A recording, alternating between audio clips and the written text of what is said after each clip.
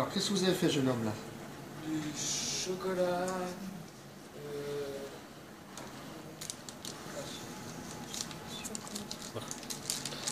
Tu as fait quoi avec le chocolat d'abord? Je l'ai fait. Non, on manque un peu de froid. Dans un bain-marie. Fondre au bain-marie. Une fois que le chocolat a été fondu, on vous a demandé de mettre quoi dedans? Du fromage. Ah, du fromage dans le chocolat? Quel fromage as-tu mis?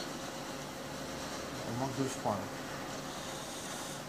Est-ce que je peux avoir un tout petit peu d'eau chaude, s'il vous plaît? Alors, s'il te plaît, Nicolas, quel fromage c'était? Le fromage était de quelle couleur? Orange. C'était, chef, c'était... Alors, le but, c'est de démontrer que le fromage peut rentrer dans le monde sucré, hein. Donc là, c'est une recette qu'on fait depuis pas mal de temps. On appelle ça un mendiant au chocolat. Bon, c'est connu, le mendiant au chocolat, c'est mon appellation sur des fruits secs avec du chocolat. Et donc là, le but, c'est d'amener du croustillant, comme on aurait pu amener une gavotte, ou un biscuit, ou un sablé, hein, c'est connu ça, dans le monde du chocolat. Donc là, c'est de partir sur une pâte pressée cuite. On est sur une vieille mimolette, un fromage du nord de la France, au lait de vache.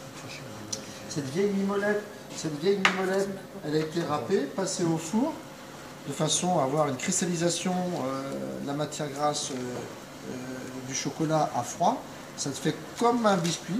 Donc ce fromage a été légèrement concassé, comme on fait avec une pâte sablée cuite, et mis dans ce chocolat qui a été fondu au bain-marie et accompagné de fruits secs. Alors là, normalement, on a des notes très laitiers, on va croquer ce chocolat. Donc on est sur un chocolat à l'amertume, le pourcentage d'amertume du chocolat.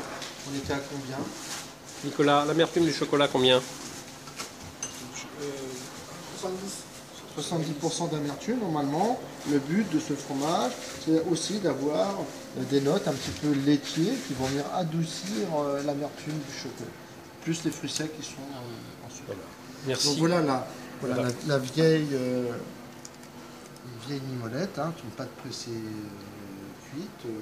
C'est un fromage qui est orange. Pour quelle raison il est orange? Parce que dans le lait, on va y mettre à infuser du roucou, R-O-U-C-O-U, hein, qui est une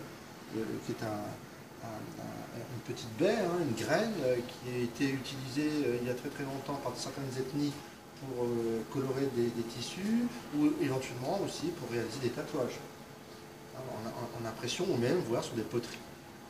Donc là, c'est mis dans le lait et on a cette couleur du fromage. Un fromage du nord de la France. C'est un fromage qui est très intéressant en cuisine. Pareil, ça s'appelle un fromage qui peut être un fromage condiment.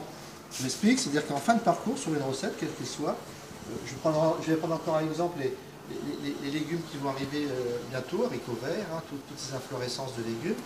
Ce fromage-là, juste râpé comme ça, sur un légume, même un petit pois de ciel, vous allez voir, vous allez avoir des notes de lait chaud, des notes, et c'est très noisette, c'est très gourmand. Je trouve que moi, encore ce fromage-là, je dis, ce sont des fromages pâtissiers.